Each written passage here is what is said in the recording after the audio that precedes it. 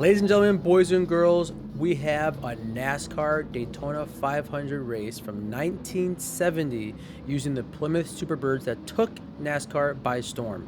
We are starting 12th on the grid, and we're going to see how well we can do in this PvP race, where I anticipate a lot of contact, a lot of spinouts, a lot of wall riding, and basically just a very fun and intense battle. As we get started here, you can see that I'm very focused. And I also do feel pretty nervous because I've done some PvP races before, but in this kind of race, a little bump, a little nudge, you could spin out, and that's it. Your race is done. Look up ahead. Already a car drifted. Bam. One car already out. He's done. He's not going to make it back in this race.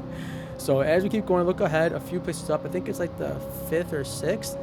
Right there. 7th place car. Hits the red car. Then Matthew cuts right in. And we just go through him. Look at this guy. Bam! Just like he is upset. He just targeted. They're right there. Like this is just already we were from 12th place to 8th place. Like this is already a pretty good start for us. Now we see red behind me. He's trying to squeeze in on the outside. I did not let him get in the outside though. He's really trying to get past me, but I'm not gonna let him.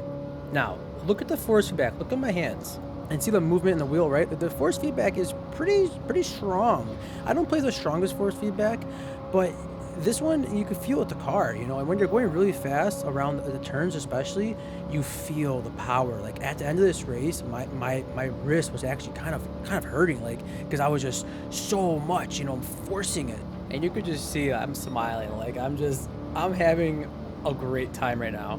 That guy hit the brakes to stop for some reason. I don't know what he was doing, but we're gonna speed up a little bit here and look at the top.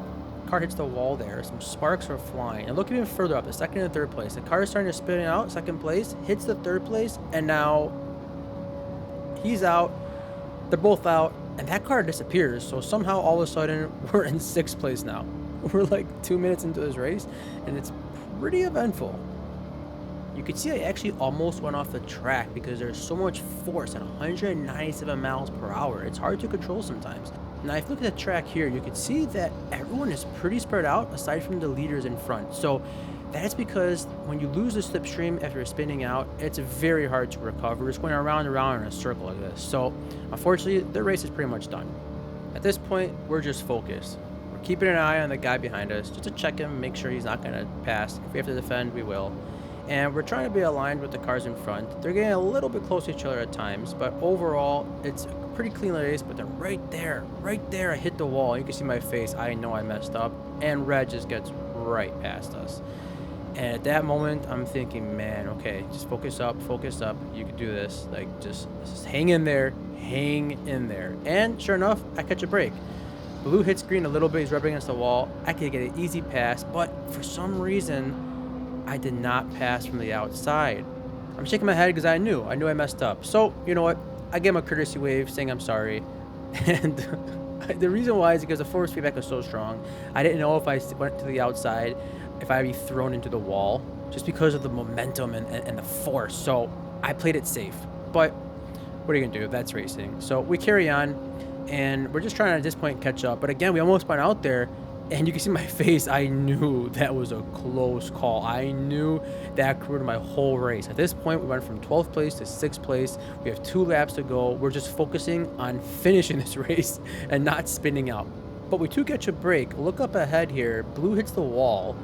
And then you're going to see a spin out because they're getting a little bit crazy, a little bit frisky over there. And there goes right into the wall. Blue hits him.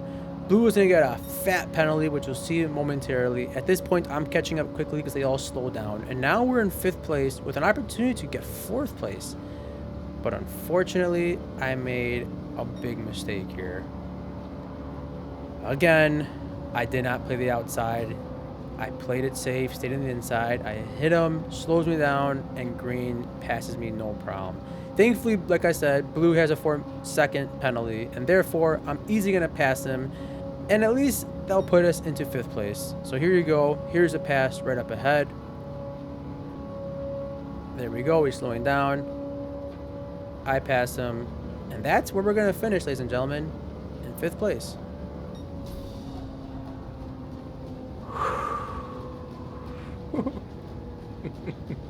So not bad. We raised 7 positions, but we want to try again, see if we could do even better. We did a time trial again for qualifying time, and now we're starting on the 4th position in the grid. So I'm focused. I'm ready to win this thing, and off we go. Race 2. Can we get first place?